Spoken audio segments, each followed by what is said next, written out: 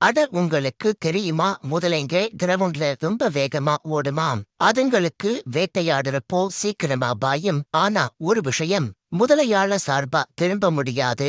அதனாலதான் ஒரே நேரம் கோட்டுல நீயும் முதலையும் நேராக ஓடினா நீயே பிடிபட வாய்ப்பு இருக்கு. ஆனா ஜிக்ஜாக் மாதிரி, அதாவது இங்க ஒரு டர்ன் அங்க ஒரு டர்ன் அப்படி வளைஞ்சி வளைஞ்சி ஓடினா முதலை பின்தொடர முடியாது. அப்படி ஓடுறப்போ திடீர்னு திசை மாற்றுறதால முதலை தன்னோட நீளமான உடம்பால திரும்ப முடியாம தடுமாறிடும். இதுவே உனக்கு ஓடிச் செல்வதற்கு நேரம் தரும். அது நிஜமா நடக்கும்போது பயமாதான் இருக்கும். ஆனா அமைதியா யோசிச்சு ஜிக்ஜாக் ஓடுறதுதான் பெஸ்ட் ஆப்ஷன். சுற்றுச்சூழல் பற்றி, விலங்குகளோட நடத்தை பற்றி கொஞ்சம் தெரிஞ்சிருச்சுனா இப்படி ஆபத்தான சூழ்நிலையில கூட நம்மை நாம காப்பாத்திக்க முடியும். ஓகே, இப்போ முதல்ல சப்ஸ்கிரைபர் பண்ணுங்க முதல்ல.